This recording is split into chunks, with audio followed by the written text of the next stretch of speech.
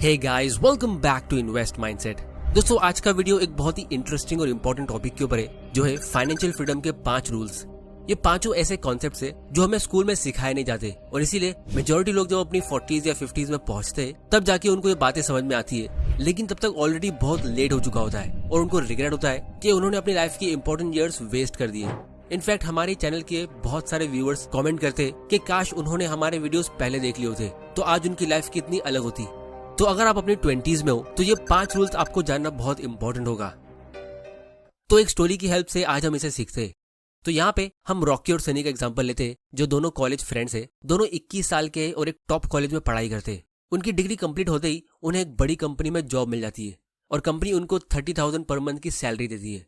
अब सनी का बचपन से ड्रीम था कि वो अपना खुद का एक घर खरीदे, फिर शान से अपने घर से अपनी कार से ऑफिस में जाए और फाइनली इस जॉब से वो अपने उस ड्रीम को पूरा होता हुआ देख रहा था। तो उसने फौरन एक बढ़िया सा 3 BHK अपार्टमेंट, जो एक काफी अच्छी लोकेशन पे होता है, उसे लोन पे ले लेता है। इसे देख के उसके घर वाले और फ्रेंड्स काफी ज्यादा इम्प्रेस होते हैं, क्योंकि उसके डैडी ने अपना घर अपनी 40s की एज में लिया था, लेकिन यहाँ पे सनी ने तो 20s में ही घर खरीद लिया। बस बात ये थी कि उसके घर का मंथली EMI 12,000 रुपए का था, जिसपे उसको 20 साल का लोन चुकाना था। फिर वो एक बढ़िया सी कार लोन पे लेता है, जिसका मंथली EMI होता है 6,000 रुपया। फिर बाकी दूसरे एक्सपेंसेस जैसे light, water, gas bill, car के लिए पेट्रोल और खाने की ग्रोसरीज, ये सब मिला के होते ऑलमोस्ट 8,000 रुपए। और फिर सनी को हमेशा से बड़े होटल्स में खाना, क्लब्स और पार्टी में जाना बहुत पसंद था और क्योंकि अब उसकी अच्छी जॉब लग गई थी तो उसको बहुत सारे बैंक से क्रेडिट कार्ड के ऑफर्स भी आने लगे। तो उसने कुछ क्रेडिट कार्ड्स भी ले लिए और फिर वो बिंदास उससे शॉपिंग करने लगा, क्योंकि उसको टेंशन लेने की जरूरत नहीं है। आफ्टर ऑल उसके पास एक मल्टीनेशनल कंपनी का सेफ जॉब है। तो वो एक बहुत ही बढ़िया लाइफ जी रहा था। हर वीकेंड वो पार्टी करता या कहीं घूमने जाता। बस एक छोटी सी प्रॉब्लम थी कि मंथ एंड होते ही उसके बैंक अकाउंट में कुछ भी पैसे बचते नहीं थे।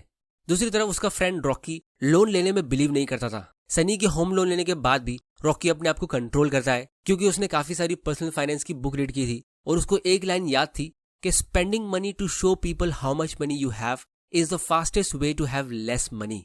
मतलब दूसरों को दिखाने के लिए पैसा खर्चा करना गरीब होने का सबसे आसान तरीका है और इसीलिए वो अपने लिए एवरेज बिल्डिंग में एक 1 बेडरूम हॉल किचन वाला अपार्टमेंट रेंट पे लेता है, वो भी ऐसी बिल्डिंग में जो सिटी से थोड़ी दूर होती है, ताकि उसका रेंट कम होगा, क्योंकि उसके ऑफिस के आसपास के एरिया में फिलहाल रेंट काफी ज्यादा था। तो उसका रेंट होता है 5,000 रुपया पर मंथ और क्योंकि उसका घर रेंट पे था तो उसे काफी सारे मेंटेनेंस कॉस्ट पे नहीं करने पड़ते थे और उसका बाकी का इलेक्ट्रिक, गैस और वाटर बिल, ये सब का खर्चा 8,000 रुपए का होता था, क्योंकि वो खाना थोड़ी अच्छी क्वालिटी का खाता था। और उसने फिलहाल कोई कार नहीं खरीदी, क्योंकि उससे लगता है कि कार एक डिप्रिशिएटिंग एसेट है जिसकी वैल्यू टाइम के साथ कम होती है। तो वो ऑफिस की बस से ट्रेवल करता।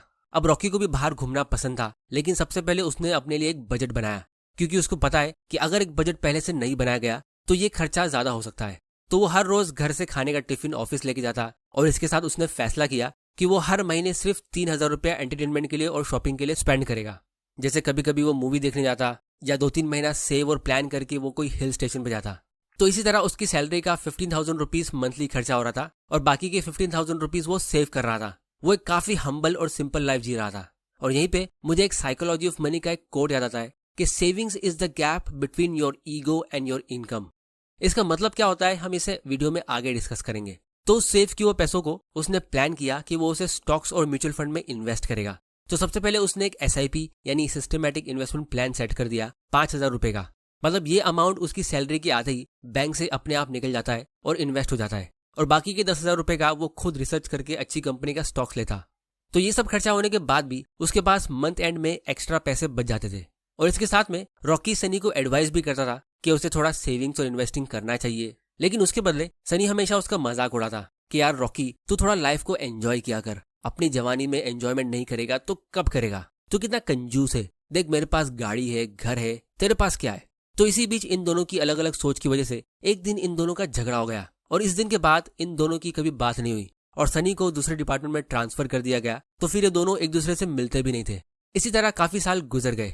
एक तरफ सनी ने बहुत सारे नए दोस्त बना लिए, क्लब्स में घूम के और अपने घर पे वीकेंड पार्टीज करके। दूसरी तरफ रॉकी ने अपने सेव किए हुए पैसों को अच्छे स्टॉक्स में लॉन्ग टर्म के लिए इन्वेस्ट करना शुरू कर दिया और साथ में उसने अपना एक ऑनलाइन बिजनेस भी शुरू किया, जिसमें उसने एक एम्प्लॉय को रखा। शुरुआत में रॉकी को वो ऑनलाइन बिजनेस सेटअप करने में काफी मेहनत लगी, लेकिन धीरे धीरे करके वो सेट हो गया। अब एम्प्लॉयज की सैलरी देने के बाद उसका 10-15 हजार रुपए का प्रॉफिट वहां से निकलता था, जो धीरे धीरे करके ग्रो होने लगा। तो उसकी इनकम बढ़ रही थी, पैसे अलग अलग जगह से आ रहे थे, लेकिन उसने फिर भी अपना एक्सपेंस बढ़ाया नहीं। वो वही टिफिन लेके ऑफिस जाता और ऑफिस की बस से ट्रैवल करता, क्योंकि जब भी वो अपना खर्चा बढ़ाने का सोचता तो उसके दिमाग में यही फोटो आता कि अगर वो अपने एक्सपेंस बढ़ाते रहेगा तो वो इस रैट रेस में हमेशा हमेशा के लिए फंस जाएगा और उसे जल्दी से जल्दी इस रैट रेस से निकलना था। तो ये सब चीजें वो साइलेंटली कर रहा था क्योंकि ये सारा कैलकुलेशन उसके दिमाग में था और इसीलिए उसको देख के कोई पता नहीं लगा पा रहा था कि वो एक्चुअली में अपने फ्री टाइम में करता क्या है। सबको यही लगता था कि वो अपने फ्री टाइम में कंप्यूटर में वीडियो गेम खेलता होगा या बोरिंग बुक्स रीड करता होगा, क्योंकि दूर से उसका लाइफस्टाइल काफी बोरिंग दिख रहा था और इसीलिए कोई उसे रोल मॉडल की तरह देख रहा नहीं था। मतलब उसके फ्रेंड्स उसे कॉपी नहीं करते थे बल्कि सनी की लाइफ को कॉपी करते थे। और इसी तरह 7-8 साल निकल गए। फिर एक दिन अचानक से देश में पैंडेमिक शुरू हो जाता है, जिसकी वजह से पूरी कंट्री में रिसेशन आ जाता है। लोग शॉपिंग करना बंद कर देते और जिस कंपनी में रॉकी और सनी काम करते थे उस कंपनी के भी बुरे दिन चालू हो जाते। इनफैक्ट कंट्री की सारी कंपनीज वो टाइम पे स्ट्रगल करती है, तो उनकी कंपनी को सर्वाइव करने के लिए मजबूरन अपने 500 एम्प्लॉयज को निकालना पड़ता है, जिसमें सनी और रॉकी दोनों का नाम होता है। ये बात दोनों को शॉकिंग लगती है क्योंकि जॉब से फायर होना किसको पसंद है। लेकिन रॉकी को इतना टेंशन नहीं होता है क्योंकि उसने हमेशा 4 कदम आगे का सोचा। उसने इस फायर के बदले अपने दूसरे फायर का इंतजाम कर लिया था। उसके पास इमरजेंसी फंड्स थे, बहुत सारी कंपनीज से उसको पैसिव इनकम की तरह डिविडेंड मिल रहा था और उसका एक ऑनलाइन बिजनेस भी चल रहा था। लेकिन सनी ये ले ऑफ की बात सुन के हक्का बक्का रह गया। उसने इस बारे में कभी सोचा ही नहीं था। उसको लगता था कि जॉब सिक्योरिटी रियल होती है क्योंकि बचपन से वो यही सुनता आ रहा था। लेकिन जैसे ही उसको जॉब से निकाला गया तो बैंक का होम लोन और कार लोन डिपार्टमेंट सनी के पीछे पड़ गया, क्योंकि उसके 20 साल के होम लोन में से आधा लोन तो भी बाकी था और कार लोन का भी 2 साल अभी बाकी था। उसके इतने सारे फ्रेंड्स जिनको वो अपना मानता था, अब उसको उनकी रियलिटी पता चलने लगी। सच ये है कि इस टाइम पे सबकी हालत खराब थी, इसीलिए उसको अपने रिश्तेदारों और अपने घर वालों से उधार लेके गुजारा करना पड़ा। लेकिन ये भी हमेशा नहीं चल सकता, तो फाइनली उसने फैसला किया कि वो अपनी कार बेच देगा। लेकिन रिसेशन की वजह से मार्केट बहुत बुरा था, तो उसको वो कार बहुत सस्ते प्राइस में बेचनी पड़ी और जो पैसे उसे गाड़ी को बेच के मिले उसको उसने फौरन होम लोन की ईएमआई के लिए भर दिया।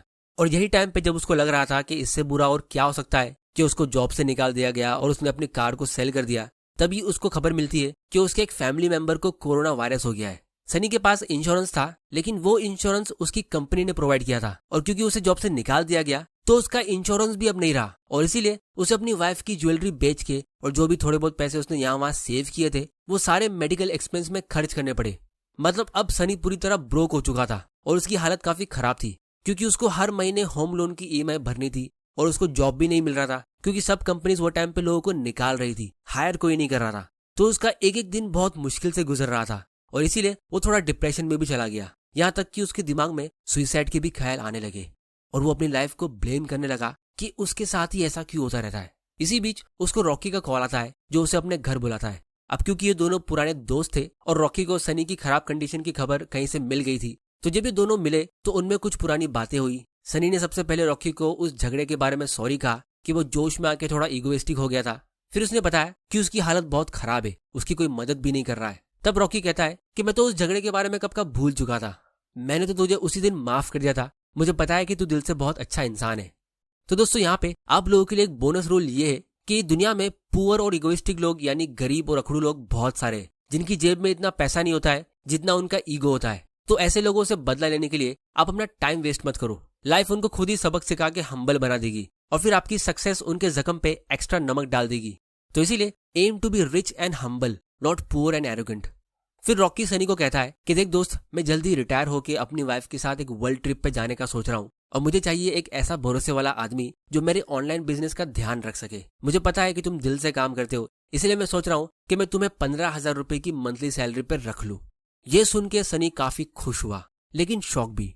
खुश इसीलिए क्योंकि उसने चैन की सांस ली कि उसके सर से वो होम लोन का और वो रिकवरी एजेंट्स का टेंशन दूर हो गया। लेकिन शॉक इसीलिए कि इतना जल्दी रॉकी रिटायर कैसे हो सकता है, अभी तो वो बस 28 साल का है। 8 साल पहले ये दोनों ने बिल्कुल एक जैसी शुरुआत की थी, लेकिन आज इन दोनों की फाइनेंशियल कंडीशन में जमीन आसमान का फर्क है। तो अब हम इनकी लाइफ से कुछ इंटरेस्टिंग लेसन्स डिस्कस करते हैं।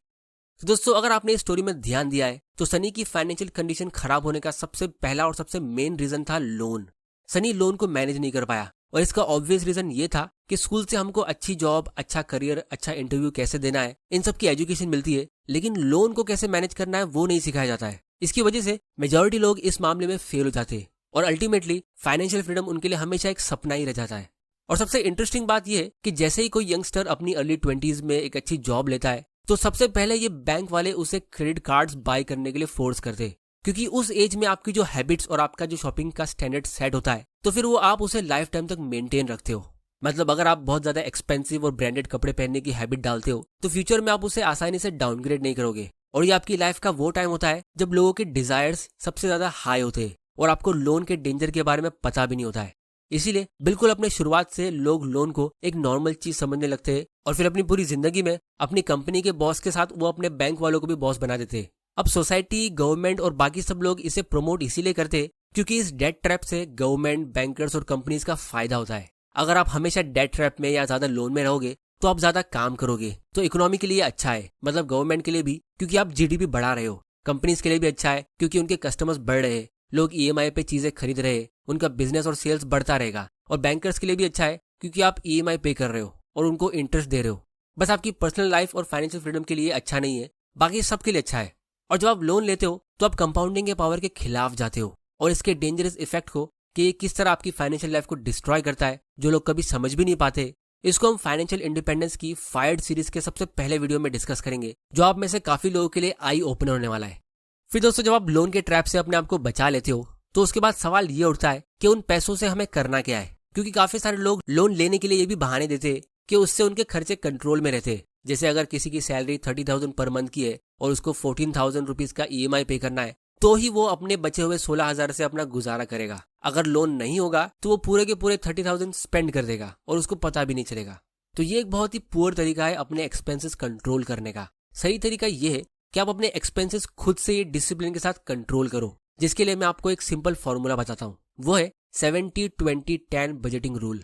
इस रूल के हिसाब से आपको अपनी इनकम का 70% अपने घर के खर्चे के लिए यूज करना चाहिए, 20% इन्वेस्टमेंट के लिए जैसे कि स्टॉक मार्केट या म्यूचुअल फंड, और बाकी के 10% को आपको अपने एंटरटेनमेंट के लिए छोड़ देना चाहिए। फिर धीरे धीरे करके आप इस 20% के इन्वेस्टमेंट को बढ़ाते रहो। जैसे कि हमारी स्टोरी में रॉकी ने अपनी सैलरी का 50% सेव करके इन्वेस्ट किया था। तो ये 50-40-10 रूल हुआ, जो इस 70-20-10 रूल से ज्यादा अच्छा है क्योंकि इसमें सबसे बड़ा पोर्शन इन्वेस्टमेंट में जा रहा है। और जो लोग इस 50-40-10 रूल को फॉलो करते तो इस रूल के हिसाब से वैसे लोग 10 साल के अंदर ही अपना फाइनेंशियल फ्रीडम अचीव कर लेते। इस चीज को भी हम आने वाले वीडियोस में काफी डिटेल में डिस्कस करेंगे। तो अगर आपने अभी तक चैनल को सब्सक्राइब नहीं किया है तो जल्दी से कर लो और बेल आइकन प्रेस करना मत भूल जाना, वरना आपसे ऐसे इंपॉर्टेंट वीडियोस मिस हो जाएंगे। फिर दोस्तों, फाइनेंशियल फ्रीडम का तीसरा रूल ये है कि आज भी मेजॉरिटी मिडिल क्लास लोग स्टॉक्स को रिस्की समझते कि यहाँ पे स्टेबल रिटर्न्स नहीं मिलते, जबकि रियलिटी ये है कि वही मिडिल क्लास इंसान HUL या TCS जैसी कंपनी में जब जॉब कर रहा होता है तो उसे हर महीने मिलने वाली सैलरी स्टेबल लगती है, लेकिन उसी कंपनी के स्टॉक का डिविडेंड लोगों को रिस्की लगता है। जबकि इंटरेस्टिंग बात यह है कि रिसेशन के दौरान कंपनी ज्यादातर एम्प्लॉयज को निकाल के कॉस्ट कटिंग करती है, लेकिन अपने शेयर होल्डर्स के डिविडेंड को कम नहीं करती है। जैसे एग्जांपल के लिए माइक्रोसॉफ्ट ने कोविड-19 के टाइम पे ये चीज एकदम खुल्लम खुला की थी। एक तरफ उन्होंने एम्प्लॉयज को निकाला और दूसरी तरफ डिविडेंड्स 10% के रेट से बढ़ाया। तो सनी को सैलरी एक कंपनी से मिल रही थी और रॉकी को डिविडेंड्स 10-15 कंपनी से मिल रहे थे। तो आप लोग मुझे बताओ कौन ज्यादा फाइनेंशियली सिक्योर है? तो इसीलिए जॉब सिक्योरिटी रियल नहीं होती है, फाइनेंशियल सिक्योरिटी रियल होती है, जो हमेशा आपके हाथ में होती है। जॉब सिक्योरिटी हमारे हाथ में होती ही नहीं है। फिर फाइनेंशियल फ्रीडम का फोर्थ रूल है कंपाउंडिंग। इसके ऊपर हमने बहुत सारे वीडियोस बनाए हैं, लेकिन इसके बाद भी बहुत लोगों को ये समझ नहीं आता है। इसका प्रूफ ये है कि लोग आज भी इन्वेस्टिंग के लिए डिले करते हैं कि वो उसे कल कर देंगे या फिर कभी कर लेंगे, क्योंकि जिसको सच में ये कंपाउंडिंग के पावर के बारे में पता है तो वो अपने इन्वेस्टमेंट पहली फुर्सत में करेगा और डेट को हमेशा अवॉइड करेगा। क्योंकि फाइनेंशियली स्मार्ट लोग अपने इन्वेस्टमेंट्स जल्दी से जल्दी करते हैं और लोन अगर उनको लेना भी होता है तो वो उसे पोस्टपोन करते हैं कि चलो इसे कल कर लेंगे या फिर कभी फ्यूचर में। लेकिन फाइनेंशियली पुअर लोग इसका बिल्कुल उल्टा करते हैं, वो इन्वेस्टमेंट्स को डिले करते हैं और लोन जल्दी से ले लेते हैं। तो दोस्तों, अगर आपने अभी तक अपना डीमैट अकाउंट ओपन नहीं किया है तो उसकी लिंक आपको नीचे डिस्क्रिप्शन में मिल जाएगी। आप घर बैठे बैठे अपने इन्वेस्टमेंट की शुरुआत कर सकते हो अपने फाइनेंशियल फ्रीडम के लिए। फिर दोस्तों, फिफ्थ रूल है फाइनेंशियल फ्रीडम का कॉन्सेप्ट। दोस्तों, इंडिया में अगर आप 50-60 साल की एज तक काम कर रहे हो तो उसे बहुत अच्छा बताया जाता है कि देखो आपके डैड कितने मेहनत करते हैं, जब मन नहीं भी करता है तो भी वो जॉब पे जाते हैं, उनको फीवर होता है तो भी वो जॉब पे जाते हैं, जब बहुत तेज बारिश होती है तो भी वो जॉब पे जाते हैं, क्योंकि घर चलाने के लिए हमें काम तो करना पड़ेगा। बहुत सारी फैमिली की ये वैल्यूज होती है जिसमें कुछ गलत नहीं है, क्योंकि जो चीज हम बचपन से देखते हैं हम उसी को कॉपी करते हैं। अब दोस्तों, पैसों से आप बहुत सारी चीजें खरीद सकते हो, लेकिन सबसे इंपॉर्टेंट चीज जो आप इससे खरीद सकते हो वो है फाइनेंशियल फ्रीडम। और ये एक ऐसी चीज है जो इतना क्लियरली दिखती नहीं है। अगर आपको नहीं पता कि आपके आसपास कौन लोग फाइनेंशियली फ्री है, जैसे अगर हम किसी की न्यू कार को देखते तो उसे कॉपी करना बहुत ईजी है, पर दूसरी तरफ अगर आप किसी फाइनेंशियली फ्री इंसान को देखते हो तो उसके सर पे कोई टैग नहीं लगा होगा आपको ये बताने के लिए कि वो फाइनेंशियली फ्री है। तो आप लोग मुझे बताओ, ऐसे में मेजोरिटी लोग किसे कॉपी करेंगे?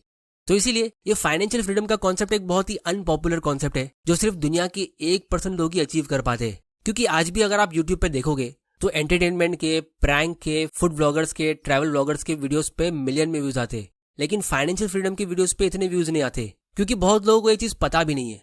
तो रॉकी क्राउड से हटके इंडिपेंडेंटली अपने लिए सोचता था और सनी क्राउड की तरह। तो जब आप मेजोरिटी लोगों के जैसा सोचोगे तो आप भी वहीं जाओगे जहां वो जा रहे हैं। अब दोस्तों, इसके लिए हम स्कूल और एजुकेशन सिस्टम को ब्लेम नहीं कर सकते क्योंकि अगर सभी फाइनेंशियली फ्री हो गए तो काम कौन करेगा? तो इसीलिए एजुकेशन सिस्टम और गवर्नमेंट सभी लोगों को बाय डिफॉल्ट एक अच्छे एम्प्लॉई और हमेशा रैट रेस में फंसे रहने के लिए ट्रेन करते, क्योंकि मार्केट में हमेशा ज्यादा रिक्वायरमेंट इन्हीं लोगों की होगी। किसी भी कंपनी में इन्वेस्टर्स बहुत कम होते और एम्प्लॉयज बहुत ज्यादा होते। मतलब इन्वेस्टर और बिजनेसमैन दुनिया में सिर्फ 1% होते और बाकी के 99% एम्प्लॉयज होते। तो चॉइस आपकी है कि आपको कौन सी साइड में रहना है। अगर आपको जल्दी फाइनेंशियल फ्रीडम अचीव करना है और उस 1% के लोगों में आना है तो उसके लिए आप इस चैनल को सब्सक्राइब जरूर कर लेना और बेल आइकन प्रेस कर देना, क्योंकि इन 5 कॉन्सेप्ट्स के अलावा और भी इंपॉर्टेंट टॉपिक्स है जिनको हम फ्यूचर में डिस्कस करेंगे। जैसे एक हो गया टैक्स। रिच लोग टैक्स को समझते हैं और इसीलिए काफी ज्यादा अर्न करने के बाद भी वो बहुत लो टैक्स पे करते हैं। जैसे इलॉन मस्क ने, जो दुनिया के सबसे अमीर लोगों में से एक है, उन्होंने 2018 में $1 का भी टैक्स पे नहीं किया। लेकिन मिडिल क्लास लोगों की काफी कम सैलरी होने के बाद भी वो काफी ज्यादा टैक्स पे करते। या फिर बहुत सारे लोग टैक्स से बचने के चक्कर में बहुत सारे फेल्ड इन्वेस्टमेंट कर लेते और इसको भी हम आने वाले वीडियोस में काफी डिटेल में डिस्कस करेंगे। टैक्स के अलावा बहुत सारे लोग स्टॉक मार्केट में किस तरह एंटर करना है वो नहीं समझ पाते। फाइनेंशियल स्टेटमेंट तो बहुत दूर की बात है, इंश्योरेंस या गारंटीड इनकम पॉलिसीज को किस तरह रीड करना है वो भी नहीं समझ पाते। तो आने वाले वीडियोस में मैं आप लोगों के साथ ये सारी चीजों के साथ फाइनेंशियल फ्रीडम की भी डिटेल स्ट्रेटेजी डिस्कस करूंगा कि कैसे आप मिनी रिटायरमेंट से लेके फायर और फिर अल्टीमेट फाइनेंशियल फ्रीडम यानी फायर्ड तक, यानी financial independence, retire early with dividends तक पहुंच सकते हो। इन सारी टॉपिक्स को हम आने वाले वीडियोस में धीरे धीरे करके कवर करेंगे, क्योंकि इस चैनल के जरिए मेरा गोल यही है कि मैं आप लोगों की फाइनेंशियल फ्रीडम की जर्नी में हेल्प करूं। तो दोस्तों, आज की वीडियो में इतना ही। उम्मीद करता हूं कि आपको इससे कुछ ना कुछ सीखने जरूर मिला होगा। तो इसे अपने फ्रेंड्स और फैमिली मेंबर्स के साथ शेयर जरूर करना, ताकि वो भी फाइनेंशियली एजुकेट हो जाए और आप एक दूसरे को अपनी फाइनेंशियल फ्रीडम की जर्नी में सपोर्ट करो। फ्री में डिमैट अकाउंट